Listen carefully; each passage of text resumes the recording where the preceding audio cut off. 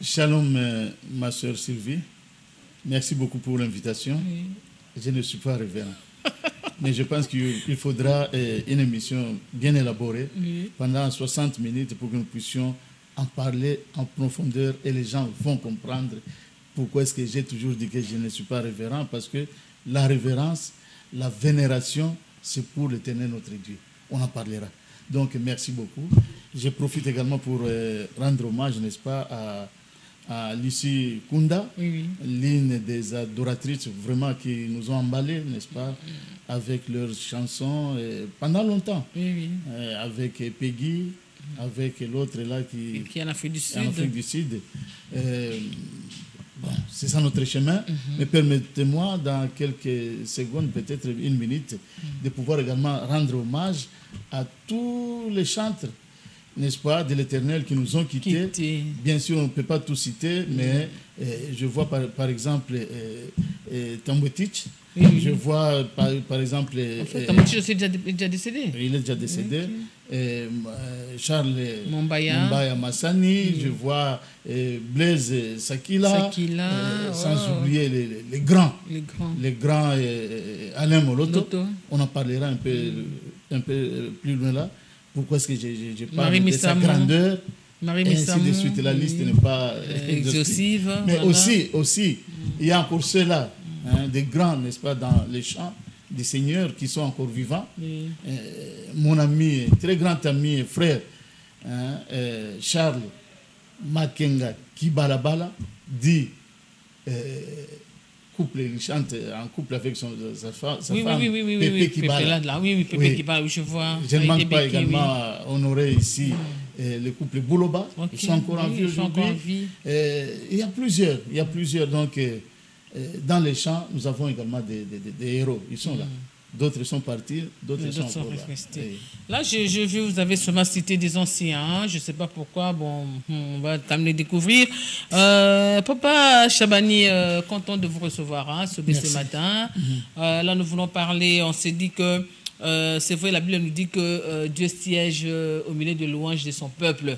Mais est-ce que l'autre, on a l'église, que Dieu aussi siège au milieu de nos louanges? Peut-être ta première question de savoir, c'est quoi d'abord une adoration? Ah oui. L'adoration, c'est l'acte de se prosterner devant notre Dieu, tout en reconnaissant et en exprimant sa dignité. Reconnaître que c'est lui notre Créateur, c'est lui qui a tout fait pour nous jusqu'à présent, tout ce que nous sommes et tout ce que nous avons, c'est lui. Alors, ça peut se faire de plusieurs manières, n'est-ce pas? C'est pas un discours, dans une chanson, par des actes, ainsi de suite. Alors, il faut signaler que pour nous, les enfants de Dieu, il y a seulement Dieu que nous pouvons adorer. Et les cantiques, les chansons, tout ça, ça doit aller justement envers notre Dieu. J'ai vu en Europe, vous verrez par exemple en France, les gens qui disent oh, moi j'adore les saucissons. Tu ne peux pas adorer les saucissons. Tu ne peux pas adorer. Moi, j'adore les beignets. Non. Et d'autres, même ici, en tout cas, j'adore ma femme. J'adore mon mari. Non. Alors là, c'est également une adoration, mais qui n'a rien à faire avec notre Dieu. Nous devons faire attention. Oui. Ça commence. Et qu'est-ce qu'on appelle la louange? Dieu siège au milieu de l'adoration de louange de son peuple. La louange, maintenant, c'est quoi?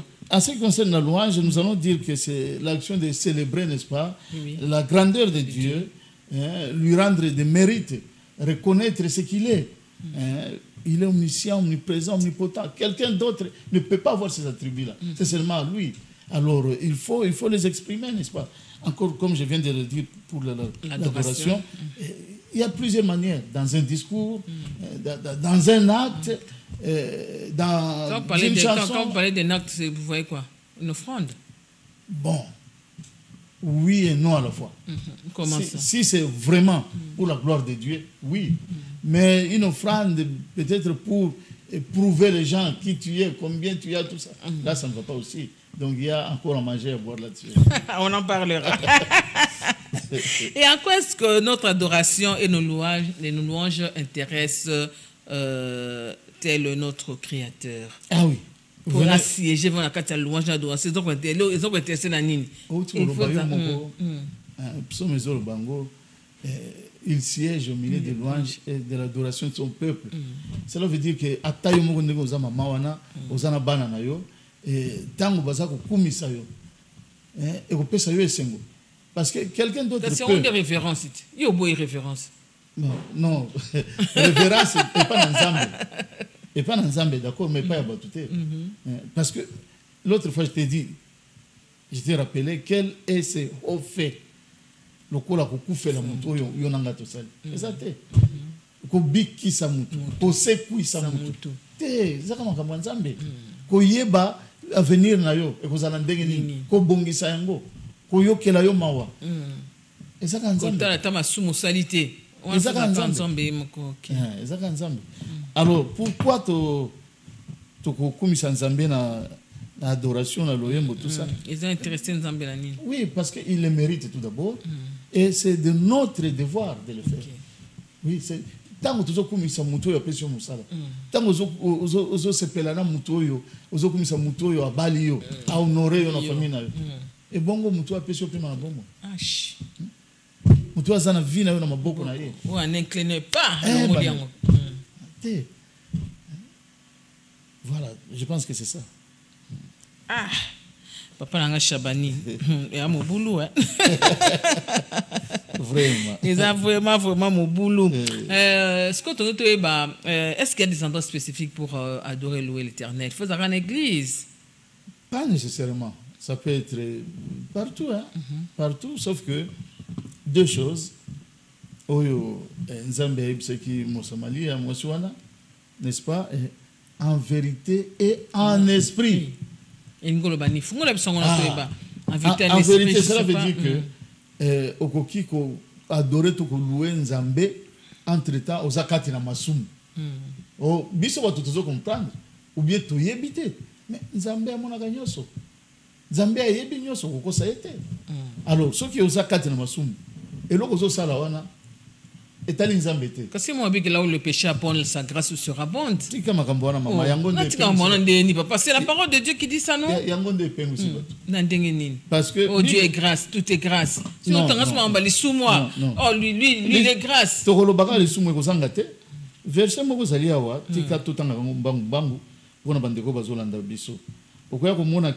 c'est tout à fait le contraire d'Engue. Toké na mukana Hébreu chapitre 6 verset 4. Bible lobi car il est impossible que ceux qui ont été une fois éclairés, qui ont goûté les dons célestes, qui ont eu part au Saint-Esprit, qui ont goûté la bonne parole de Dieu et les puissances du siècle à venir et qui sont tombés, soit encore renouvelé et amené à la repentance. Il est totalement impossible. Donc, yonangai, ceux qui to yebinza, ceux qui to goûté na lobananzambe, ceux qui lobananzambe, et ceux pesa yo esengo, ceux qui mamasumu, ceux qui adore nzambe butu lokola moi, ceux qui banga nzambe, ceux qui okwei, mukana nzambe lobi, il est impossible ceux la repentance. Il est mais c'est ça, non? Mais excusez-moi, mais évidemment, je vous adore beaucoup, je vous respecte beaucoup. Il ne faut pas les adorer. Non, je les respecte. Ah, voilà, je les respecte beaucoup. Je retire le mot adorer. Je viens d'apprendre qu'on adore que Dieu. Hein? Est-ce qu'on adore que Dieu? Alors, on a vu quand même, il y a homme de Dieu, il faut qu'on se le dise. Masanga, Simbate. Donc, moi qui non, papa, il se met devant la chair, il parle au senti onction ensemble, les autres qui disent, on les a, ils ont tué Satan, mais le quoi va ignorant, la Bible vient de nous le dire. Ce qui peut quitter lorsqu'une terre est abreuvée par la pluie qui tombe souvent sur elle et qu'elle produit une herbe utile à ceux pour qui elle est cultivée, elle participe à la bénédiction de Dieu. Mais si elle produit des épines et des chardons, elle est réprouvée et près d'être maudite, et on finit par y mettre le feu. Le bateau, il va se faire une moto. Ce qui est le but que vous avez en Zambie, solo kangama na Yesu. Ce qui est kufa kufa.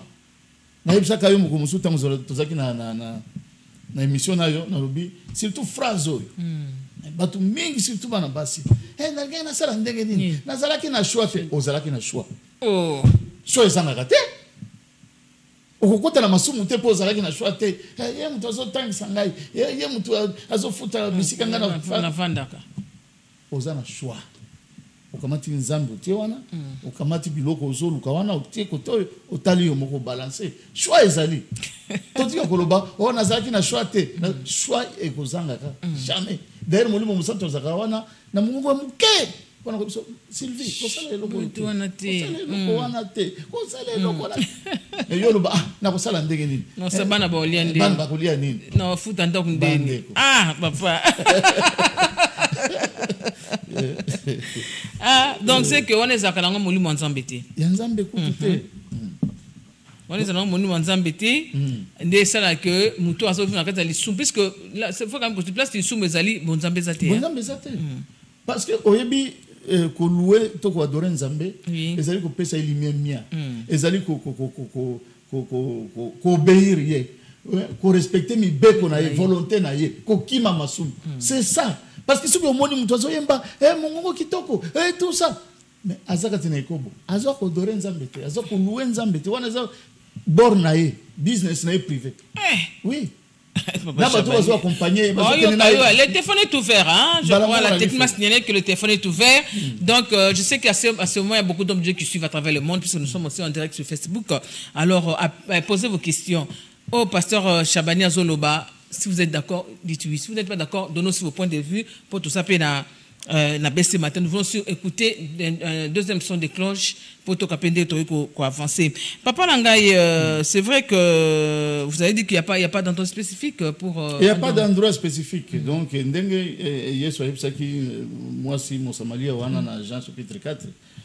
alobi ke lelo kozala susu te tokendeka na mangengenge tokendeka na luzila te bisika nyonso mais il faut ezala en vérité et en esprit. Il faut ezala conduit par molimo na nzambe pe ezala kati na vérité parce que ye moko aza vérité chemin et vie. Mais soki yo oza na détournement ya mbongo ya miyibi ko kanisa te ke ko adorer nzambe na concert wana pona adorer te oza so nde makamono parce que yo na nzambe boza bisika moko te ozana koina kabande kona oke kosala nini ata oyembi kitoko ezana ngona tina mais bato andeka baso prospérer à papa nangai on c'est comme dans katali suma zo prospérer mais bato za kata bonzame ba prospérer te papa nangai on a te ba différence wana ça c'est révolte je vous dis isa ki Yesu biloko nyoso yangai gumba makaka na pesa yo Yesu aboyaka mais lelo bato mingi baso gumba mela de plusieurs manières et puis c'est tout le monde va traiter ces autres ils sont même dans un katali suma c'est papa Nanga. Il y a une différence entre l'adoration et la louange des années 20 ans passés, 30 ans. Mon autant qui mission un peu kala, couper boulot papa biso nani mbote tebele papa les vieux Paul Balenza voilà l'honorable donc batino sakana mon autant Rino Vumbi pe Rino Vumbi Deningo Deluche que là moi je recherche papa Denis vous devez passer ici puisqu'on a beaucoup à se dire. Il était venu chez moi. C'était en 1997, je pense. Nanzame malamu to bengisa bango et azaki na kati et simanango na bengisa qui pe na Gombe on a mangé avec lui et sa femme. C'était au début vraiment. Maman Meli. Oui, après album na mi balé wana ya liboso. Ti le loyo na tongo na yoga kango. Au senti vous en bon de la kati. C'était grand. Ngana reconnaître ça. Mais papa, c'est vrai que plus on a réponse, est-ce qu'il y a une différence entre louange en l'élo et l'adoration il y a 20 ans, 30 ans passés? Une très grande différence. Pourquoi? Parce que d'abord, omi makamboyo, biso to bani musala nzambe, nazo beta mbonda, nazo yemba. Yesu azali awa.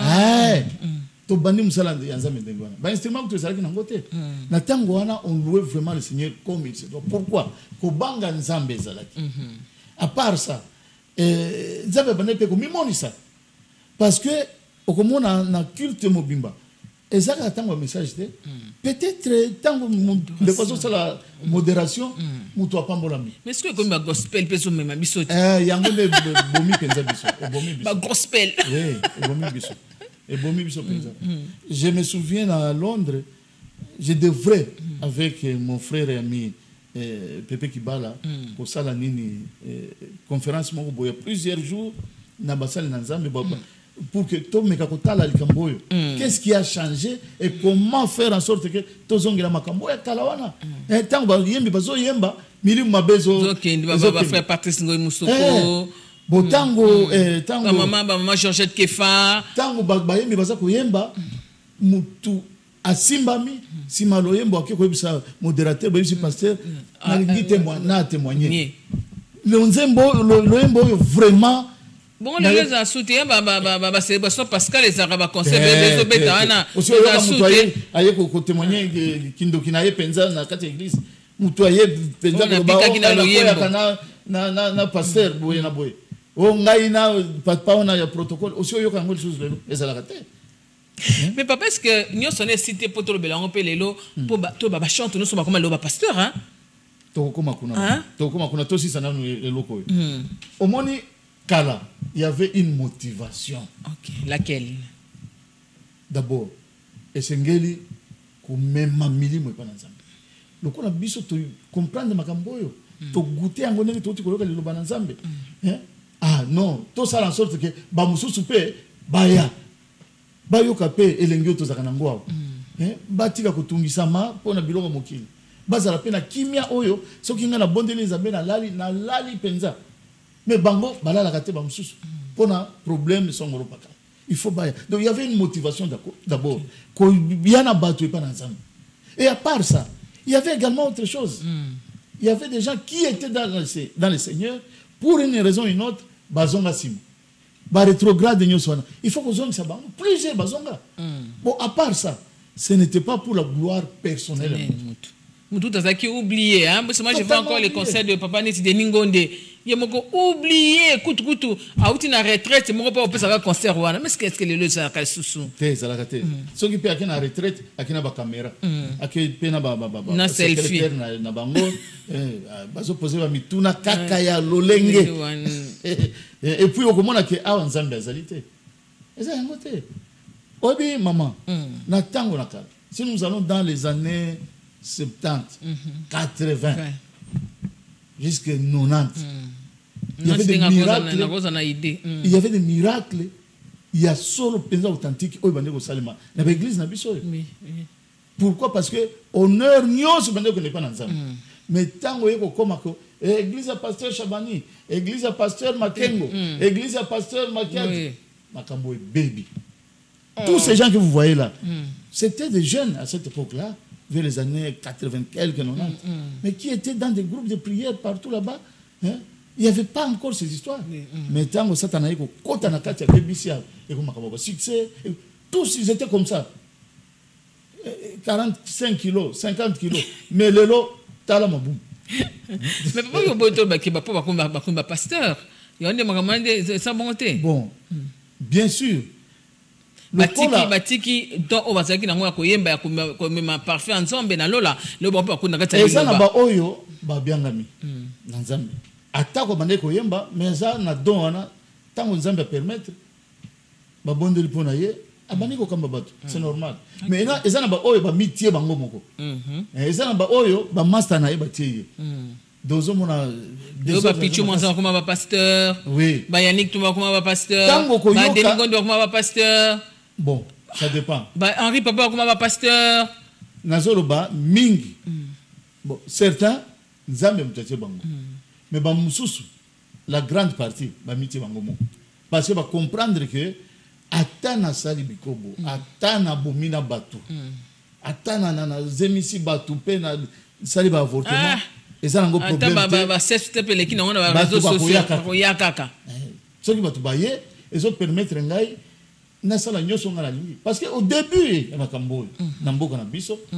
le chantre était dans Makolo et Abassel Nzambe. Et il chantait là, donc il n'y avait rien absolument. Mais le longtemps, non. Il faut Azala Yemoko dépendant. Aza tape mbeni ya mutu moko te. Personne ne peut lui prodiguer des conseils. Azo sala nyoso ya lingi. Okomona ba mingi baza kuto na ba camarade ba musicien mokili. Te bazoloba. Na soki fulani ya ibisi nga to yemba to yemba na ye. Est-ce que c'est normal? Et ça normal. On l'a dit qu'il y a la différence entre les ténèbres et la lumière. Et papa, et qu'en est-il de nos danses là, dans l'église? Ce sont des danses obscènes. Fungola espace. Ce sont des danses obscènes. Ngebu. Oh, bien sûr. Des danses obscènes. Bon, David, David pas binara bon, papa langa. Papa Chabani, papa so pour gagner so makina ma David des arandeni, même moi sina reprochaka abi kozali roi. Au moni toza mikolo. Nzama pesi so mayele, pe molimo musanto zali wana pona kotalisa biso nini na sala te. Ozomona. David ga moko wana. Azwaka mwasi ya batu pe boma mobali na ye. Donc yo yebisingana kende kozwa mwasi ya batu na boma mobali na ye. Te na osala ngote. Tout ça mayele onzambe pesa biso. Donc auparavant, c'était tellement sérieux que les chantres dépendaient de leurs églises aux hommes. Et puis il n'y avait pas question d'intérêt personnel, ba monangai, nazomona même ba concert ezo betama. Mais ce qui yoki motivation ya mutu. Okoyoka oh non, nzambe yebise kingai akotambisa nga mokili mobimba. Nako beta ba concert na ba stade ya minene. C'est accomplissement à prophétie. Ça ne regarde pas Dieu. Abakouk. Oh. Non. Mais qui ça m'était papa? Maintenant sur internet, dans ce téléphone, je ne dis pas. Linda, est-ce qu'on a besoin d'obscène? Ah, mais mangala mon Congo. C'est pas dans ces années, on a besoin de mais surtout, mais que naza consiste mingi sur la motivation. Et loko nini etindi mutu a organiser loko ministère au bon boy. Kasi boni ba concert comme sujet polémique. Pourquoi? Mais justement parce que baba concert payant comme dit le baba sujet polémique pour nani. Parce que batu oyo baza éveillé, batu oyo baibi lo bananzambe, batu oyo baza ko banga nzambe, bakoza dakona biloko na ti. Allons-y. Parce que soki mutu alobike na ko beta ba concert na ba stade minene. Abakisi wana nzambe nde ya ibisi. Okobeta ba concert wana pour que esala nini na biso. Parce que Ephésiens chapitre 4 verset 12.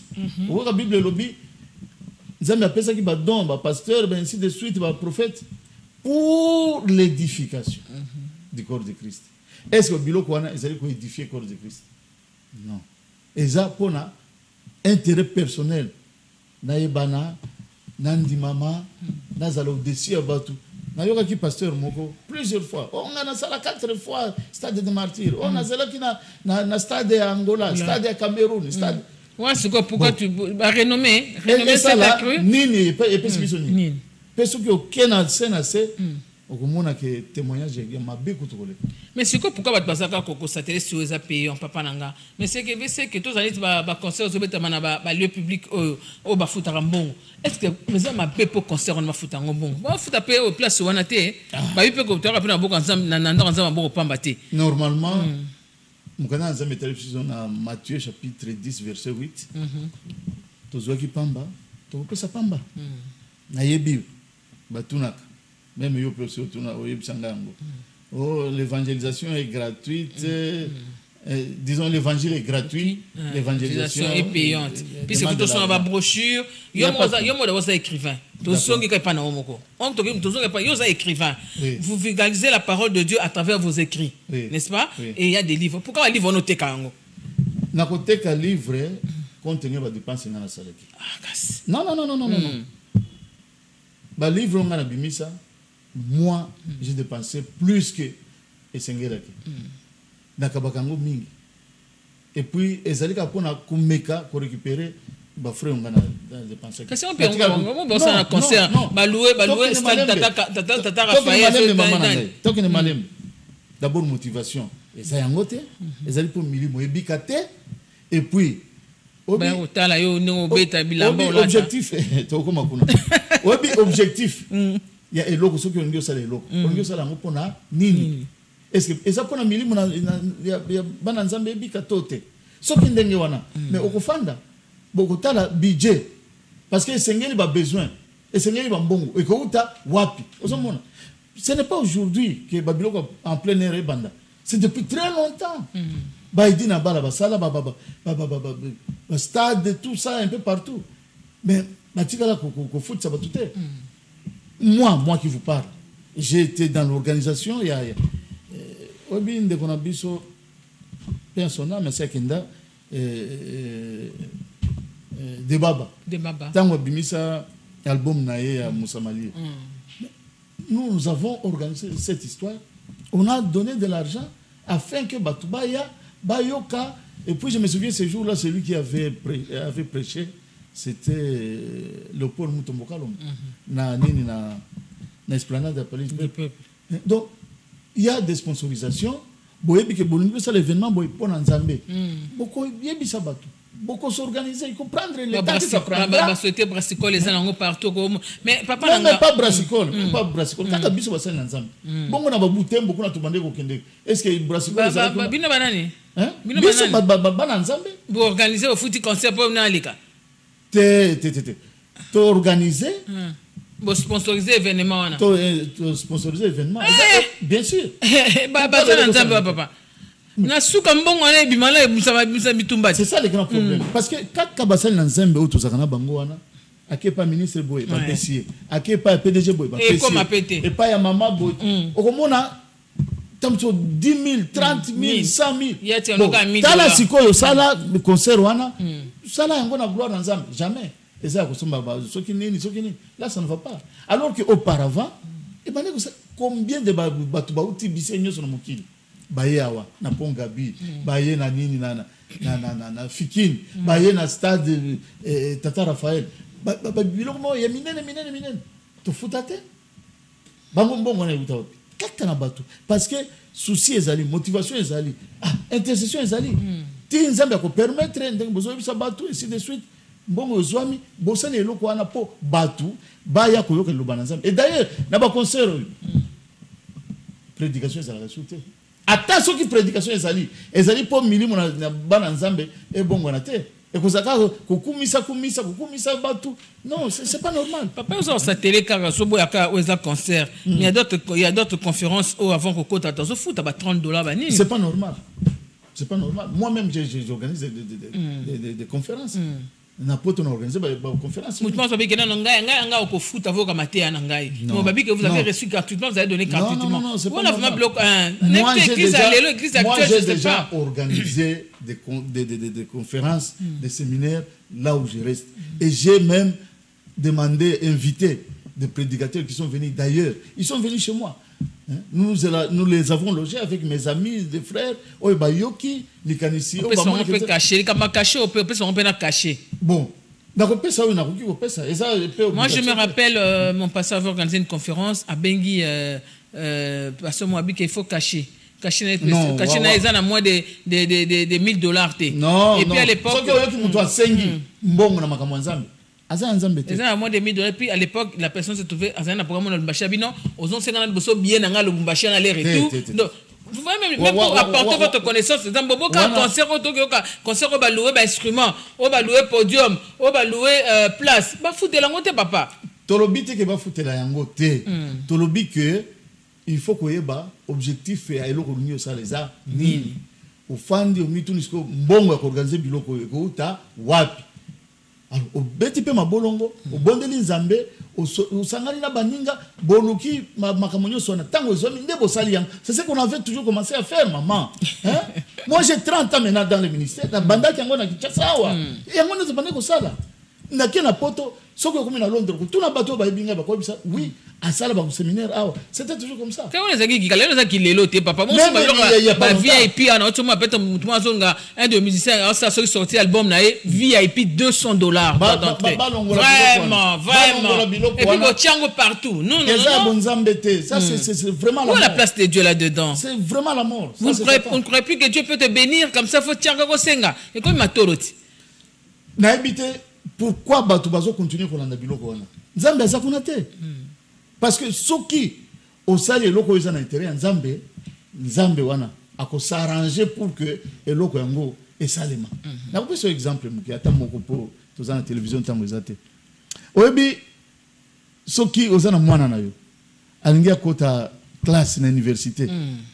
yo lingaka mwana nanga comme médecin mwana nanga sala polytechnique comme ingénieur mwana wana mathématique ayebaka te physique ayebaka te biloko lingo ti aye kuna ekosimba te mais soki yo nganza mikaka mwana wana kotanga te mais alors que quand mwana wana c'est vraiment un grand sportif mais ti aye na domaine ya sport.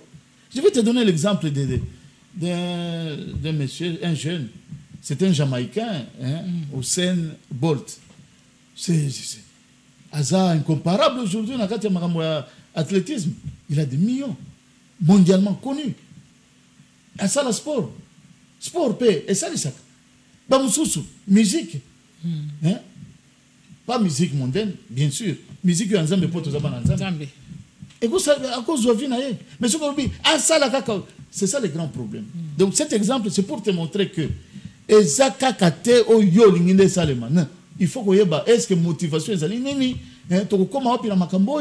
pour que tu comme un objectif. C'est ça le problème. Objectif est allé, tu vas bon la mitema. Objectif est allé, tu vas longa na masomo. Mais ba concert wana. Et ça l'objectif mususu. Si ko biso bana nzambe to kende usala nini kuna. C'est ça le problème. C'est ça le problème. D'abord, la VIP wana. Et ça, dit le mot anglais. Very important persons. Bon, si koyo, nana mituni, kamata Mathieu. Mathieu, Marc, Luc et Jean. Tango nyoso yeso baneko, kene kote. Batu wa Bible lobi, bitulu kuna batu. Plusieurs personnes. Aussi, on a bisika ba komi que ezala ki na ba very important person. Non, bango nyonso ezala kaka ndenge moko. Ozala ministre. On est tango na bango l'autre tango avec. Il est le même hier aujourd'hui éternellement. Bongo nzambe na biso kaka yewana. Et d'ailleurs, il n'avait même pas de micro. Mais comment 3000 personnes va manger? C'est plus que même aujourd'hui d'ailleurs. Et puis ceux qui ont moni, batoloko na Zaché. Zaché ezala ki mutu ya contribution. Bobengi yango nini aujourd'hui? DGI. C'était un grand monsieur de DGI. Mais amataki likolo anzete. Et pour qu'il ne goûte à Yesu. Moutulokola Nicodème. C'est un grand monsieur. Mais il fallait qu'il ne boutou pour qu'il ne goûte à comprendre bien. Mais l'élo, oh non, DG, ce qui y a entreprise publique, moko boye, elle n'y a pas de pasteur. Mais au longola batunyo sonan. Oh, qu'il ne goûte pas mais il y a qui n'est pas boutou. Pour pas qu'on la qui et pas dans Zambé. Very important person azate. À moins que peut-être tozandenge moko. Voilà. Ngai soki na komi na église. Et que si bandi na fa na kuna na si. Deux fois et bandi na noté oh non, pasteur tout ça ba memelanga Bible na boya d'abord. Oh kene fa na kuna biso pourquoi? Tika na fa nda on pe na yoka maluba nzambe. C'est ça le problème. Il y a pas mais quel conseil vous allez donner en tout cas à tous les enfants de Dieu face à ces phénomènes de concerts chrétiens dans de méga salles, des spectacles et des stades de football qui prennent ampleur de concurrence et gloire individuelle. Tu comprends ce que c'est ça? Conseil nous copie ça bango. Na koyebi ça bango bazongela nzambe. Au biloko to komi komona eza na bonzambe te. Et sengeli ata soki bakosala ba grand spectacle wana nzambe nde azala au centre. Donc mutu moko te akoma soki yende to yepona ye. Na pesi exemple wana akolata nde kolata. Na pesi exemple ale moloto. Soki oyebi ete bakotuna yo vidéo yo. Ale moloto ça. Okoyeba ete humble simple bonzambe tonda kati ya mutu wana. Tiloto yemba adoration na ye. Comment donc? Et puis il faut que yoka sans cette adoration na yewana. Et ce que kamati album ya nani ya ale moloto. Bango nyo subaza wana okoyeba te ke yende mokonzi. C'est ça. Akutrema na biso. Bato na kutu te. Otalika leader, yende chef, leader yewana. Non, ça ne va pas. Bato bazonge la bonzambe. Amen. Ata soki oyembaka ndenge nini, ata soki okomposaka ndenge nini, ata soki ozali ndenge nini.